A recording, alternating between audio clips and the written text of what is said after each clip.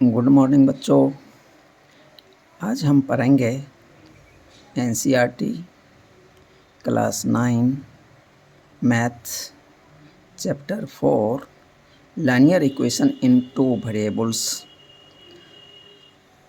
इसके पहले हम लोगों ने linear equation in one variable पढ़ा है, जैसे 2x + 3 = 0। यानी इसमें से देखिए वेरिएबल x है, ये अकेला ही है, इसलिए इसका नाम दिया गया one variable. √2y + √3 = 0। You have read, आपने इसे पढ़ लिया है। Now we will read linear equation in two variables. अब हम पढ़ेंगे linear equation in two variable, जैसे ax + by + c = 0। इसमें देखिए वेरिएबल x और y देखिए दो हैं, तो इसलिए इसका नाम पड़ गया linear equation in two variable. इसमें a, b और c ये क्या है, कांस्टेंट हैं, यानी कोई रियल नंबर है। अब दूसरा ax + b = 0, it can be written as, जैसे इसमें देखिए एक ही वेरिएबल दिया है, तो हम दूसरे वेरिएबल को 0 × y लिख सकते हैं। तो ax + 0 × y + b = 0, where a, b and c, यानी ये जो कांस्टेंट टर्म है, जो इसका कोफिशिएंट है, और ये c जो है कांस्टेंट टर्म और यहाँ पे b कांस्टेंट टर्म है, आर रियल नंबर्स। ये क्या है, रियल नंबर्स। यानी रियल नंबर आपने पहले ही नंबर सिस्टम में पहला चैप्टर में ही पढ़ा है कि ये मतलब कोई भी नंबर हो सकता है, इसलिए कि रियल नंबर सारे ही नंबर होते हैं। तो उसमें कहता है a b नॉट = 0 बोथ, यानी 0 एट ए टाइम। मतलब इसमें a और b जो है ax + by + c, इसमें a और b दोनों एक ही साथ 0 नहीं होना चाहिए। यदि एक ही साथ 0 हो जाएगा तो ये पार्ट 0 हो जाएगा, यानी x वाला पार्ट 0 और y वाला भी पार्ट 0 हो जाएगा, तो केवल कांस्टेंट टर्म बच जाएगा। तो दोनों ही वेरिएबल यहाँ से गायब हो जाएंगे, तो इसलिए कम से कम एक वेरिएबल रहना चाहिए और दूसरे वेरिएबल को 0 × एक वेरिएबल से इनटू कर देंगे, तो मेरा टू वेरिएबल्स में ये आ जाएगा रिप्रेजेंटेशन। अब एक्सरसाइज 4.1 क्वेश्चन पहला, the cost of a notebook is twice the cost of a pen. कहता है कि नोटबुक है और पेन है, नोटबुक का जो कॉस्ट है वो ट्वाइस यानी डबल है पेन के कॉस्ट से। कहता है write a linear equation in two variables. कहता है इसका linear equation in two variable में लिखिए टू रिप्रेजेंट दिस स्टेटमेंट, इस स्टेटमेंट को जो रिप्रेजेंट कर सके। तो हम क्या करेंगे, let the cost of notebook be ₹x। Notebook का कॉस्ट जो है हम x मान लेते हैं और पेन का कॉस्ट जो है y मान लेते हैं। तो अब इसमें रिलेशन क्या दिया है स्टेटमेंट में, x जो है ये तो नोटबुक का प्राइस है, y पेन का प्राइस है। अब हम दोनों को यदि बराबर करेंगे तो x = 2y हो जाएगा, इसलिए कि नोटबुक का जो प्राइस है ये डबल है किससे, y से, तो x = 2y। अब 2y को ट्रांसफ़र कर देंगे लेफ़्ट साइड, तो क्या हो जाएगा, और x - 2y = 0।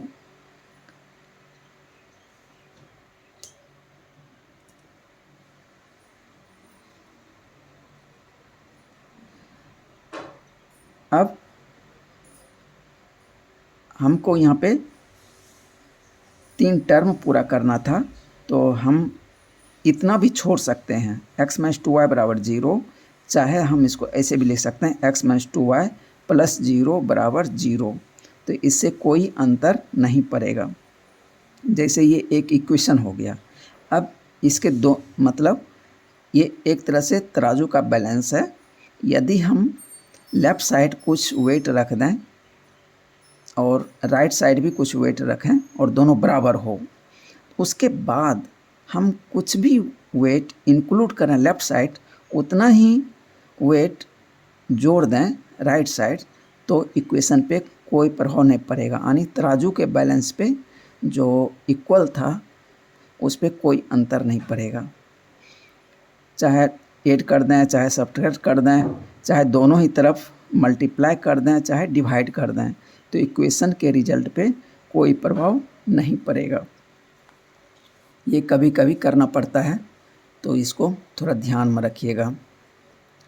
Question number 2, express the following linear equation in the form ax + by + c = 0 and indicate the value of a, b and c in each case।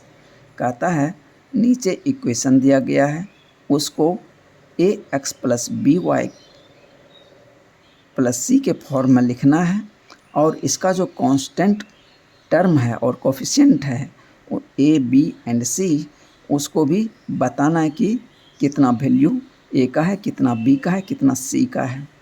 तो पहला क्वेश्चन है 2x + 3y = 9.35 पे बार।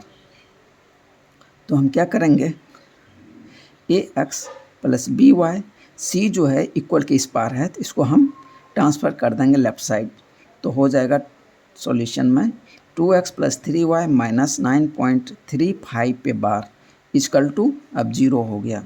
अब यहाँ पे a देखिए x के साथ 2 मल्टीप्लाई है, तो a = 2 हो गया, b = 3 हो गया, y के साथ b है तो यहाँ पे 3 b के जगह पे है, c = -9.35 पे बार, ये c का वैल्यू आ गया।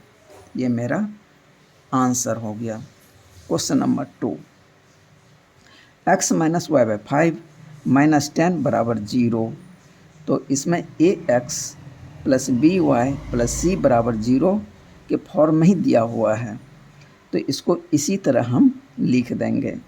तो x - y/5 - 10 = 0। अब इसका कोफिशिएंट लिख लेते हैं और कांस्टेंट टर्म a = 1, x के साथ क्या है 1, कुछ नहीं है तो 1 × 2 है, तो चाहे आप यहाँ पे 1 लिख के दिखा भी सकते हैं, 1 कर दीजिए, डॉट डाल दीजिए, तो 1 × x लिख सकते हैं। और ये y/5 है और इसके आगे माइनस लगा हुआ है, और मेरे फार्मूले में क्या था, यहाँ पे प्लस था, तो y के साथ -1/5 से × हो गया, तो b का वैल्यू कितना हो गया -1/5।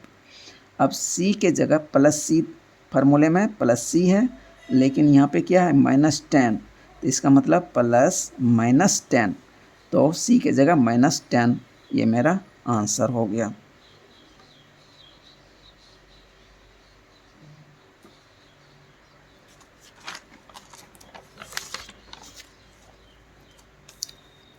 Question number 3, -2x + 3y = 6। इसमें देखिए कांस्टेंट टर्म जो है इक्वल के राइट साइड है, तो इसको हम क्या करेंगे, ट्रांसफ़र करके लेफ़्ट साइड ले आएंगे, तो लेफ़्ट साइड लाएंगे तो -6 हो जाएगा। तो सॉल्यूशन -2x + 3y - 6 = 0, ये हो गया ax + by + c का फॉर्म। अब व्हेयर a बराबर कितना है -2, b बराबर कितना है 3, c बराबर कितना है -6, तो ये मेरा आंसर हो गया। चौथा क्वेश्चन है x = 3y, तो हम क्या करेंगे, दोनों ही वेरिएबल ही हैं, तो हम ट्रांसफ़र करेंगे पहले, तो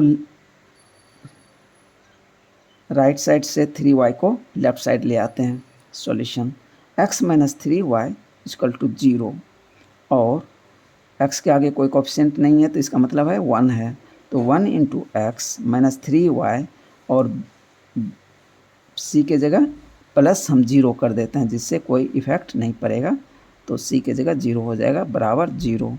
तो अगर a = 1, b = -3, c = 0। Question 5, 2x = -5y, तो यहाँ पे -5y क्या है, इक्वल के राइट साइड है, तो इसको ट्रांसफ़र करके हम लेफ़्ट साइड ले आएंगे। तो सॉल्यूशन में क्या हम लिखेंगे, 2x, इधर -5y है तो इधर आके प्लस हो जाएगा, 2x + 5y बराबर 0। तो ax + by बराबर 0 हो गया। तो c यहाँ पे कुछ नहीं है तो हम +0 दिखा सकते हैं, और 2x + 5y + 0 बराबर 0। अब यहाँ पे अब लिख देते हैं इसका कोफिशिएंट एंड कांस्टेंट टर्म। तो x का कोफिशिएंट यहाँ पे क्या है, 2 है, तो a बराबर 2, b बराबर 5, c बराबर 0। मेरा ये सॉल्यूशन हो गया। क्वेश्चन नंबर 6, 3x + 2y बराबर 0। क्वेश्चन है 3x + 2y बराबर 0। इसमें देखिए y नहीं है तो इसका क्या मतलब हुआ, ax + by + c बराबर 0। तो c तो दिया है, ax भी दे दिया लेकिन by नहीं दिया। इसका मतलब है हम by को 0 × y लिख दें तो मेरा काम हो जाएगा। तो सॉल्यूशन 3x + 0 × y + 2 बराबर 0। अब ax + by + c का फॉर्म ये हो गया। अब जहाँ पे वायर a बराबर 3, b बराबर 0 और c बराबर 2, मेरा ये सॉल्यूशन हो गया। क्वेश्चन नंबर 7, y - 2 बराबर 0। तो यहाँ पे देखिए x का कोफिशिएंट कुछ नहीं है और x भी नहीं है, तो इसका मतलब है x को 0 से इंटू करके वहाँ पे हम इसको पुट कर दें तो मेरा इक्वेशन बनेगा। सॉल्यूशन 0 × x, तो यानी ये पार्ट 0 ही हो गया।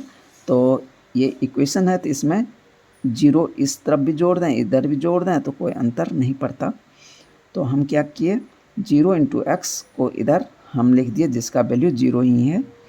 तो 0 × x + 1 × y - 2 बराबर 0, वेयर a बराबर 0। अब यहाँ पे a की जगह क्या है, 0 है, और b बराबर 1, c बराबर -2। तो मेरा ये सॉल्यूशन हो गया। 5 3 8, 5 बराबर 2x, यहाँ पे दिया हुआ है 5 बराबर 2x। सॉल्यूशन क्या निकल के आया, 2x को हम 2x जो है इक्वल के राइट साइड है तो इसको ट्रांसफ़र करके लेफ़्ट साइड ले आते हैं, तो 5 - 2x बराबर 0 हो गया। अब इसको थोड़ा सा रीअरेंज कर लेते हैं, ax + by + c का फॉर्म होना चाहिए, तो x थोड़ा पीछे है तो हम इसको पहले लिख देते हैं, और -2x + y नहीं है तो 0 × y लिख दिया, +5 बराबर 0, वेयर a बराबर -2, b बराबर 0, c बराबर 5 हो गया। इसका देखिए दूसरी तरह से भी हम इसको कर सकते हैं, वो कैसे, तो 5 बराबर 2x क्वेश्चन दिया हुआ है तो हम 5 को ट्रांसफ़र कर देते हैं लेफ़्ट साइड से राइट साइड में, तो इक्वेशन बन जाएगा। क्वेश्चन है 5 बराबर 2x, तो हम 5 को इधर ट्रांसफ़र कर दिए, तो हम इसको लिख सकते हैं, ये पहले इसको उल्टा करके लिख दिया, तो 2x बराबर 5 भी लिख सकते हैं, और 5 को ट्रांसफ़र कर दिया राइट साइड से लेफ़्ट साइड। तो क्वेश्चन में अब क्या ये बन गया इक्वेशन, 2x - 5 बराबर 0। अब ये x by इसमें नहीं है तो हम क्या करें, 0 × y लिख दें, बीच में जोड़ देते हैं, तो 2x + 0 × y - 5 बराबर 0। अब देखिए a बराबर कितना है, a बराबर 2, b बराबर 0, c बराबर -5। इसलिए इस क्वेश्चन का सॉल्यूशन ये दोनों ही तरह से हो सकता है, और मतलब दो में से कोई गलत नहीं होगा। अब क्वेश्चन तो इतना ही था इस एक्सरसाइज में। अब नेक्स्ट पढ़ते हैं आगे एक्सरसाइज में। Okay, thank you.